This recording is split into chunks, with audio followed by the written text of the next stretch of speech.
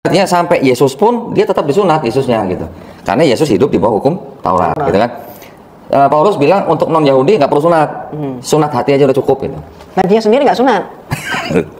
Dia sendiri nggak sunat. Ya, cuma gini, maksud saya gini Umi. Tetapi tidak semuanya dilaksanakan dengan konsisten. Maksud saya di Perjanjian Lama juga dikenal ada perpuluhan. Kalau sunatnya diganti dengan sunat hati, perpuluhannya kok nggak diganti dengan perpuluhan hati Om ya? Jadi gini, kita untuk ngomongin si Paulus itu, kita harus tahu siapa dia. Ya, dia tuh orang malah yang mengejar-ngejar murid Yesus ya. Ya, termasuk Stefanus itu kan dirajam oleh dia. Iya betul. Yesus disunat umur 8 hari karena untuk memenuhi Taurat. Tapi 8 hari ini yang disebut Brit Milah, sunat perjanjian. Usianya 8 hari. Kami lebih setia pada ajaran Yesus karena kami disunat. Orang Kristen tidak disunat kan itu kan? Kamu disunat umur berapa bro? Umur 12 tahun, nggak ada hubungannya dengan Abraham. Harus 8 hari. Yesus disunat 8 hari. Paulus yang mereka maki-maki disunat umur 8 hari. Saya disunat umur 13 tahun. Tapi itu bukan sunat Abraham. Sunat tradisi. Ya kan? Umur 12 tahun Yesus dibawa ke Bait Allah. Untuk apa? Bar mitzvah. Dia tunduk pada Taurat dulu untuk menggenapi Taurat. Karena dia orang Yahudi. Makanya lahir dari seorang perempuan dan tunduk kepada hukum Taurat. Yesus muncul di depan umum usia 30 tahun. Lalu usia 12 sampai 30 kemana? Ini mainnya kurang jauh lagi. Lukas pasal 10 ayat 1. Kita baca Ibrani pasal 3 ayat 1. Sebab itu, hai saudara-saudara yang kudus, yang mendapat bagian dalam panggilan surgawi, pandanglah kepada Rasul dan Imam besar yang kita akui, yaitu Yesus. Matius pasal 10 ayat 5 dan 6. Ke-12 murid itu diutus oleh Yesus dan ia berpesan kepada mereka, janganlah kamu menyimpang ke jalan bangsa lain atau masuk ke dalam kota orang Samaria, melainkan pergilah kepada domba-domba yang hilang dari umat Israel. Lukas 10 ayat 1. Kemudian daripada itu Tuhan menunjuk 70 murid yang lain, lalu mengutus mereka berdua-dua mendahuluinya ke setiap kota dan tempat yang hendak dikunjunginya. Amin. Saudara-saudara yang terkasih di dalam Tuhan, di dalam Ibrani pasal 3 ayat 1 itu Yesus disebut Rasul dan Imam besar yang kita akui. Lalu di dalam Matius dan Lukas yang kita kutip tadi, Yesus yang disebut Rasul itu mengutus 12 Rasul dan 70 murid. Nah, tanpa memahami konteks akar budaya dan sejarah Israel, kita akan kadang-kadang bingung. Pertama, ketika iman Kristen banyak diteror oleh saudara-saudara polemikus Muslim yang mengukur iman Kristen dari ukuran mereka, dan kita mau-mau saja meladeninya, padahal kita tidak tahu perbedaan konteks antara dua agama yang sangat berbeda. Memang sama-sama ada nabi, sama-sama ada rasul, tapi maknanya berbeda. Definisi saja belum sama, bagaimana kita mau menyamakan dalam sebuah perdebatan. Akhirnya kekristenan terus menjadi bahan bulian. Yesus itu kan rasul, dipahami secara Islam. Masa rasul kok mengutus rasul? Ya kan? Padahal konteksnya ini mesti kita paham dulu. Rasul dan nabi dalam Islam, meskipun sama-sama memakai istilah yang seakar dari bahasa Ibrani dan Arab, namun maknanya jauh berbeda. Sama-sama memakai kata Alkitab, Injil, Taurat, tapi maknanya berbeda. Yahudi dan Kristen, sekalipun pada akhirnya kesimpulannya berbeda. Kesimpulan dalam apa? Dalam penggenapan nubuat-nubuat Taurat dan kitab para nabi. Kita orang Kristen percaya bahwa semuanya sudah fulfillment, sudah genap, digenapi di dalam Yesus Kristus sebagai Yeshua HaMashiach, sang penyelamat itu. Tapi Yahudi masih menunggu Mesias mereka. Namun istilah-istilah, paham pewahyuan, kitab yang dijadikan rujukan sama, yaitu Perjanjian Lama. Sementara Islam tidak. Islam mengenal yang namanya Taurat, tapi bukan Taurat yang kita miliki ini. Taurat yang kita miliki ini dari kitab Bereshit, Elesemot, Wajikra, Bamidbar, sampai Elehadivarim. Kitab Kejadian, Keluaran, Imamat, Bilangan, Ulangan, itu sama dengan Tauratnya Yahudi.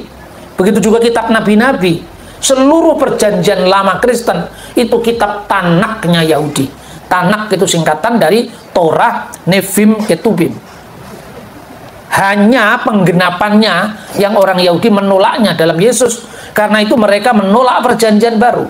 Tapi Perjanjian Lamanya sama. Kalau Islam definisi wahyunya beda. Taurat itu kitab yang diturunkan kepada Nabi Musa, digambarkan seperti Muhammad menerima Quran yang didiktekan oleh malaikat Jibril. Begitu juga dibayangkan untuk Musa, untuk Yesus, untuk Daud, berkenaan dengan kitab Taurat, Jabur, dan Injil. Padahal tidak seperti itu. Misalnya paham Yahudi tentang pewahyuan. Dibra Torah Kileson Bene Adam. Taurat itu berbicara kepada kita dalam bahasa manusia. Maka ketika orang Yahudi melihat, maka matilah Musa di sana. Ulangan pasal 34 ayat 5. Tidak bingung. Sementara orang Muslim yang mengukur dari ukurannya tadi, mengejek kita dan mengatakan, loh, katanya Taurat ditulis oleh Musa. Masa Musa menulis kematiannya sendiri? Karena mereka membayangkan Taurat itu kitab yang turun, didiktekan malaikat kepada Musa. Padahal tidak ada pandangan seperti itu. Dalam pandangan Yahudi, Taurat berbicara dalam bahasa manusia.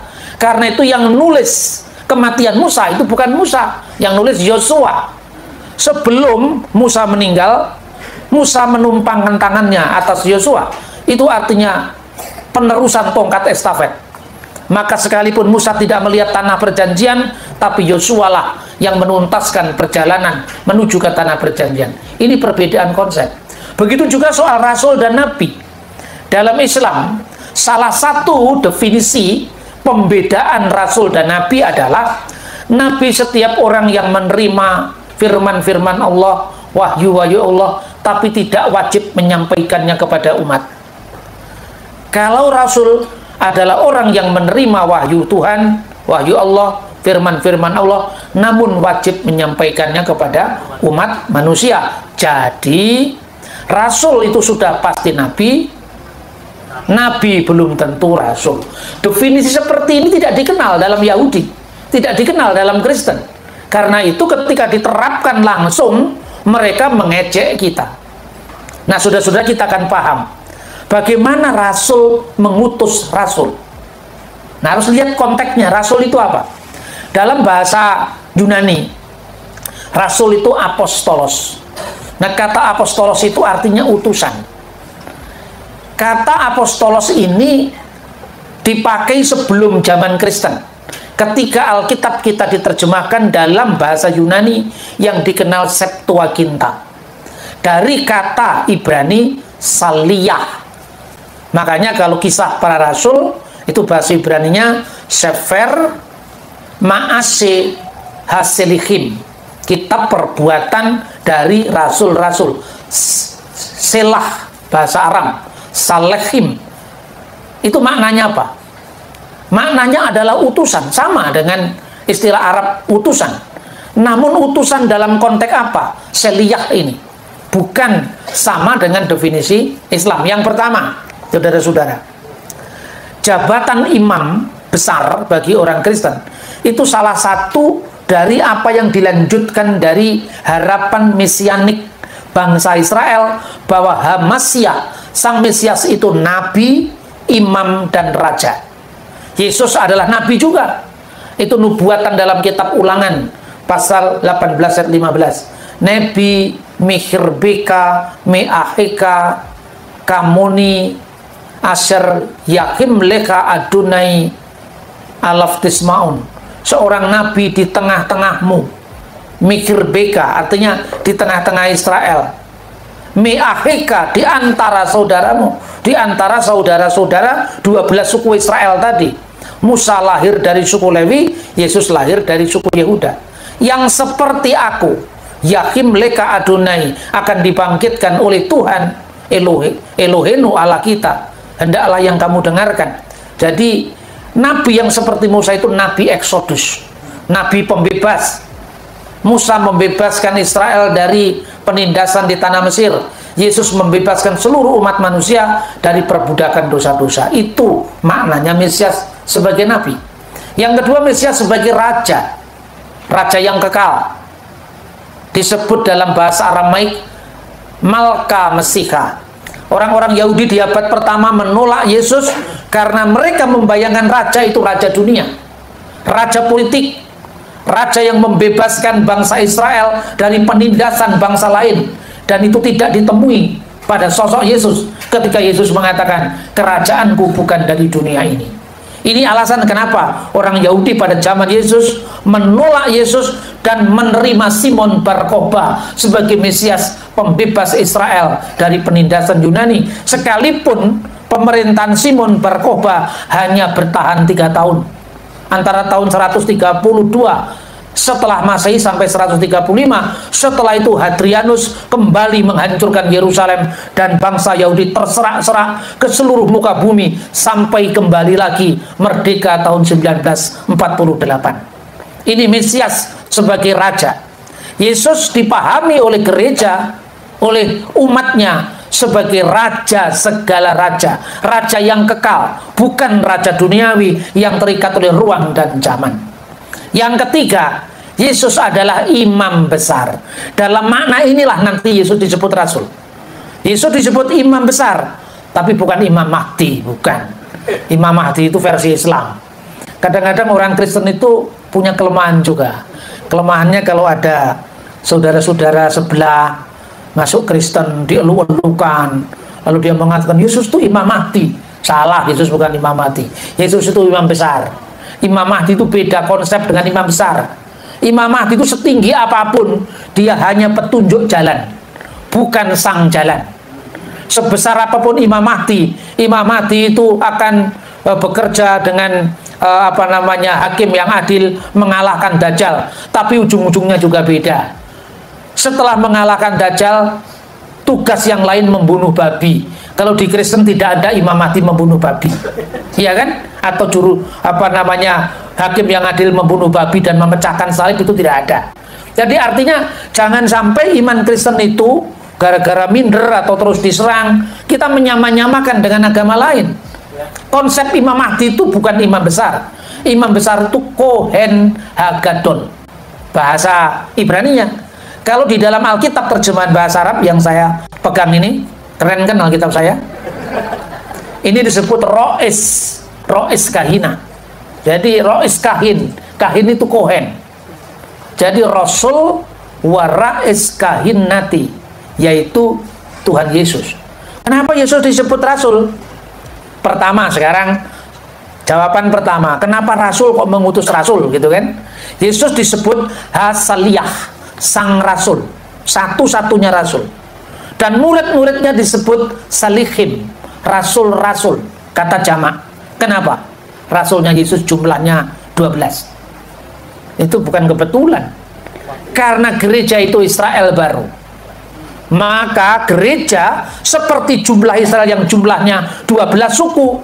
Simbolisnya gereja juga jumlahnya dipimpin, diawali oleh pewartaan para murid Yesus yang jumlahnya 12. Makanya tadi Tuhan Yesus mengutus 12 muridnya. Lalu diutus, jangan kamu melewati batas-batas Israel, jangan kamu menyeberang ke Samaria. Karena apa? Prioritas 12 rasul itu 12 suku Israel dahulu. Dahulu bukan berarti hanya Israel. Aku diutus untuk domba yang sesat dari umat Israel. Itu prioritas pertama. Lalu yang kedua, Yesus mengutus 70 murid. Di dalam Lukas pasal 70 ayat 1, Anda cari, jangan kamu menyimpang ke jalan orang Samaria, tidak ada di situ. Karena 70 murid itu pertama menggambarkan para tua-tua Israel yang jumlahnya juga 70. Kita bisa membacanya pada Alkitab ya, pada Bilangan pasal 11 ayat 16. Lalu berfirmanlah Tuhan kepada Musa, kumpulkanlah di hadapanku dari antara para tua-tua Israel 70 orang yang kau ketahui menjadi tua-tua bangsa dan mengatur pasukannya. Kemudian bawalah mereka ke kemah pertemuan supaya mereka berdiri di sana bersama-sama dengan engkau. Tuhan menjawab keluhan Musa. Tugas ini begitu besar, mengatasi daripada kira-kira keterbatasan saya. Lalu Tuhan menjawab dengan 70 tua-tua yang membantu Musa. Yang kedua, 70 itu juga simbol bangsa-bangsa lain. Dalam Kejadian pasal 10 itu dikenal 70 bangsa-bangsa. Keturunan Nuh itu. Dari Sem, dari Ham, dari Yafet, jumlahnya 70. Dan simbol 70 ini sampai hari ini dipakai oleh orang Yahudi. Kalau Anda pergi ke Israel, ada program-program di jalan-jalan itu ditulis di spanduk, kadang-kadang di stiker. Itu ada webnya www.7470. Apa artinya itu? 7 untuk 70. 7 itu maksudnya 7 hukum Nuh untuk 70 bangsa-bangsa. Sekalipun jumlahnya bangsa sekarang tidak hanya 70, ya kan? Tapi 70 itu simbol seluruh bangsa-bangsa, bukan Yahudi. 7 hukum Nuh itu bagi orang Yahudi adalah bangsa-bangsa lain. Ini tidak berlaku hukum Musa. Ini harus kita pahami supaya kita tidak memfitnah Rasul Paulus. Paulus pencipta agama Kristen. Paulus membebaskan orang untuk tidak mematuhi hukum Taurat. Makanya Kristen makan babi. Itu gara-gara Paulus. Mungkin Paulus juga nggak pernah makan babi. Disalahin Paulus, kasihan kan? Ya, karena memang sejak dulu hukum Taurat tidak pernah berlaku untuk orang bukan Yahudi. Lalu untuk orang bukan Yahudi berlaku hukum apa? Itulah ya oleh orang Yahudi disebut dengan Sefa Misfot Bene Noah. 7 hukum bagi keturunan Nuh. Makanya keturunan Nuh itu bangsa-bangsa selain Yahudi itu mewakili 70 tadi. Makanya 7470. 7 hukum Nuh ini, Abu Tazarah, larangan penyembahan berhala. Kedua, Gelilat Hashem, harus hormat kepada Tuhan, tidak boleh menista Tuhan. Ketiga, Gilui Arayot, yaitu menghindari immoralitas seksual, percabulan. Keempat, yang disebut Sefikut Damim, pertumpahan darah. Kelima, yang disebut Gesel tindakan kekerasan yang anti kemanusiaan.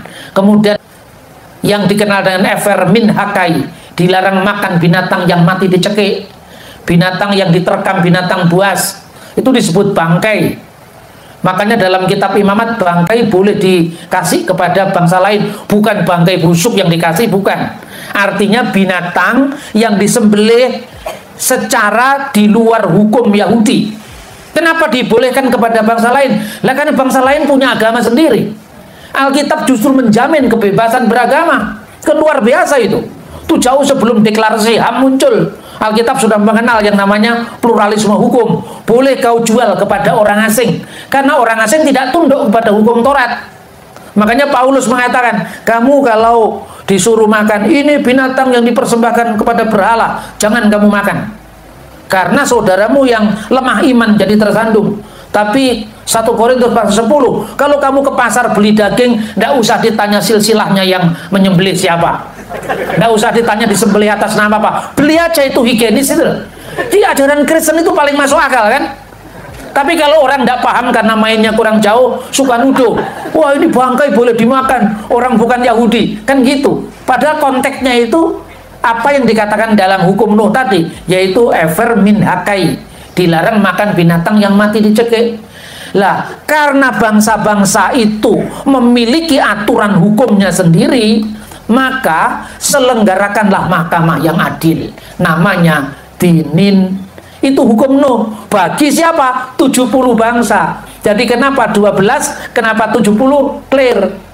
Nah sekarang imam besar Perjanjian Lama itu mesti keturunan Lewi, ya kan? Sekarang Yesus bukan keturunan Lewi, Yesus adalah keturunan Yehuda. Makanya imam besar Perjanjian Baru itu modelnya seperti Melkisedek. Kenapa Melkisedek? Melkisedek itu kalau dicari silsilahnya di Imamat Harun nggak ketemu, memang dia lebih dulu daripada Harun. Kalau menurut tafsiran Yahudi, Melkisedek itu Sem yang masih hidup generasi 10 setelah Nuh. Ini tafsiran Yahudi. Jadi dia imam untuk bangsa-bangsa bukan Yahudi. Itu imam pertamanya Melkisedek. Makanya kalau menurut ukuran hukum Musa, tidak berbapa, tidak beribu, tidak bersilsilah. Kenapa? Karena silsilah bapaknya tidak ada, ibunya tidak ada. Karena memang dia hadir sebelum zamannya Musa. Bukan berarti Melkisedek itu tidak punya bapak beneran, tidak punya ibu beneran. Ini konteksnya apa? Anda bisa paham ayat 14-nya. Karena Tuhan kita itu lahir dari suku Yehuda, dan tentang suku ini tidak ada ketentuan tentang imam. Maka keimamatan Yesus adalah keimamatan paripurna, sehingga dia disebut sebagai imam besar perjanjian baru. Nah, imam besar perjanjian baru sama dengan imam besar perjanjian lama, tugasnya sebagai utusan Allah untuk korban penebusan dosa. Nah, itulah maknanya Yesus disebut utusan. Bukan utusan itu manusia biasa. Coba kita lihat lagi ayatnya. Karena kalau kita menyamakan iman kita dengan agama lain, ya kita bingung sendiri. Coba kita baca ayatnya. Yohanes pasal 6 ayat 38 ayat sampai dengan 41.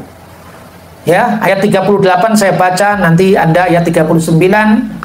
Saya membaca ayat 40, nanti Anda membaca ayat 41. Sebab aku telah turun dari surga bukan untuk melakukan kehendakku, tetapi untuk melakukan kehendak Dia yang telah mengutus aku. Dan inilah kehendak Dia yang telah mengutus aku, yaitu supaya semua yang telah diberikannya pada jangan ada yang hilang, tetapi supaya membangkitkan pada akhir zaman. Sebab inilah kehendak Bapakku, yaitu supaya setiap orang yang melihat Anak dan yang percaya kepadanya beroleh hidup yang kekal, dan supaya aku membangkitkannya pada akhir zaman. Maka bersungguh-sungguhlah dari tidak Tuhan dia ada yang mengatakan akulah roti yang turun dari surga. Amin. Jadi inilah makna pengutusan Yesus. Yesus diutus oleh Bapaknya, konteksnya bukan melakukan kehendakku, tetapi untuk melakukan kehendak Dia yang telah mengutus aku. Aku diutus dari mana? Sebab aku telah turun dari surga. Apa Nabi Muhammad turun dari surga? Tidak. Apakah Musa turun dari surga? Tidak. Apakah nabi-nabi turun dari surga? Tidak. Jadi ini bedanya Yesus dengan nabi yang lain. Sekalipun Yesus juga disebut nabi, tapi perutusannya Dia pengutusan yang berbeda, karena Dia utusan yang dari surga. Siapa yang mengutus Yesus? Bapaknya sendiri. Inilah kehendak Dia yang telah mengutus aku. Jadi Yesus diutus oleh Bapaknya. Pengutusan itu luar biasa, supaya jangan ada yang hilang, tapi supaya dibangkitkan pada akhir zaman. Kubangkitkan pada akhir zaman. Apa nabi-nabi yang lain membangkitkan dari akhir zaman? Tidak. Lebih-lebih kenapa orang Yahudi bersungut-sungut dan marah? Karena Yesus mengatakan, akulah roti yang turun dari surga. Dan nabi-nabi tidak ada yang turun dari surga. Maka Yesus disebut utusan. Utusan itu ya yang sama dengan kata rasul. Itu sama dengan bahasa lain. Tapi hakikatnya berbeda, karena Yesus utusan yang dari surga. Nah, itulah sebabnya. Kita baca satu ayat lagi. Misalnya Galatia pasal 4 ayat 4. Coba Anda baca Galatia pasal 4 ayat 4. Tetapi setelah genap waktunya,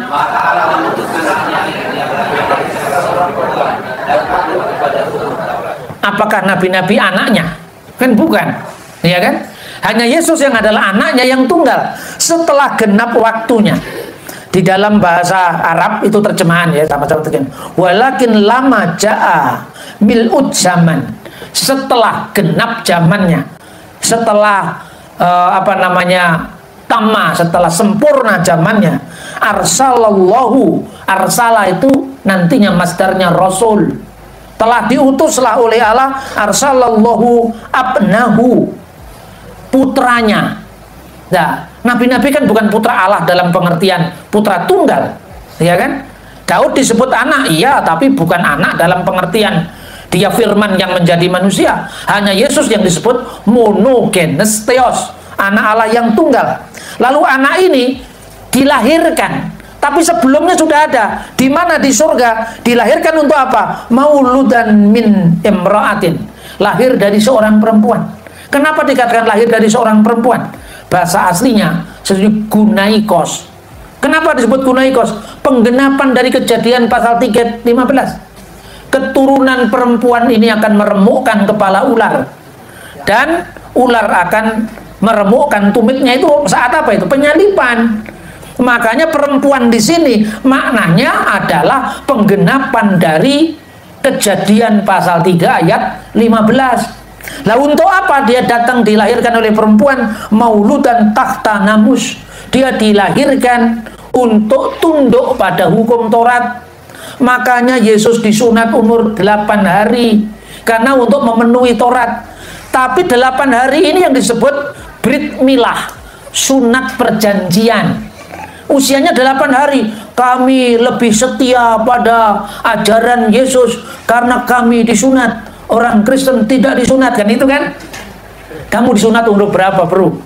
Umur 12 tahun, gak ada hubungannya dengan Abraham. Harus 8 hari. Yesus disunat 8 hari. Paulus yang mereka maki-maki disunat umur 8 hari. Saya disunat umur 13 tahun. Tapi itu bukan sunat Abraham, sunat tradisi, ya kan?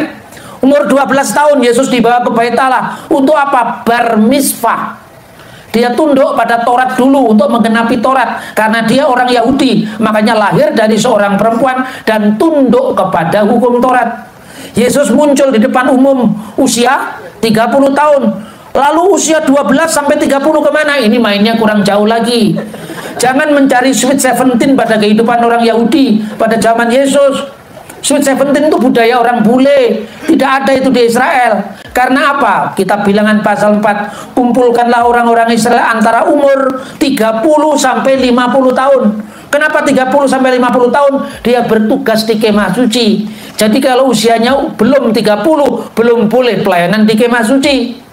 Sampai 50 tahun, karena 50 tahun itu usia memberi nasihat, kematangan usia. Makanya ketika Yesus mengatakan Abraham melihat hariku dan dia akan bersuka cita karena ia telah melihatnya. Apa reaksi orang Yahudi? Umurmu belum sampai 50 tahun, bahkan engkau belum waktunya memberi nasihat. Bagaimana engkau katakan seperti itu?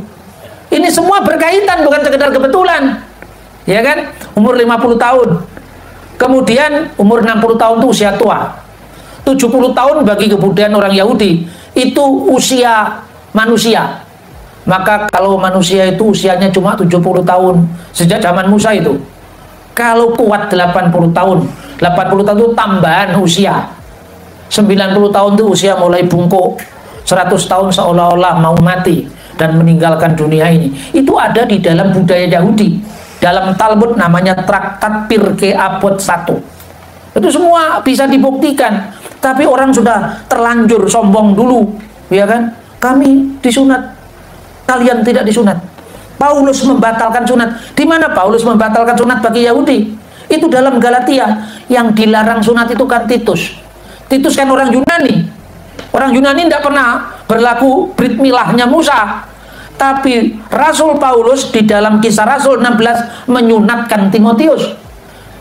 Artinya apa? Artinya bahwa yang Yahudi berlaku hukum Musa, yang bukan Yahudi berlaku hukum Nuh tadi. Itulah makna angka 70.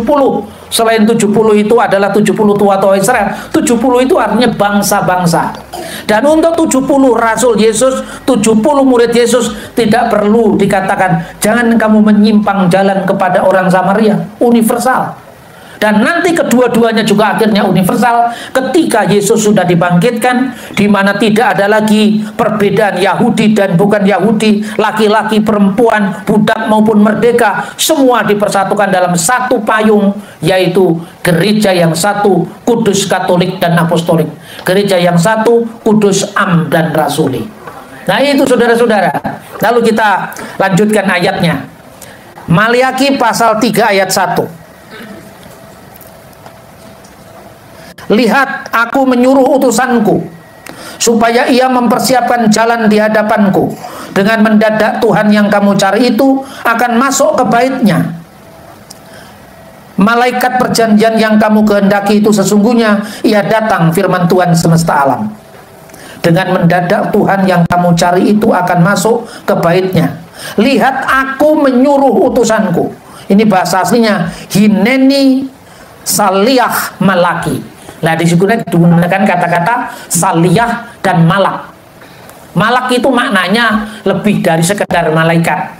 Nah ini juga malaikat itu sebetulnya kata jamak.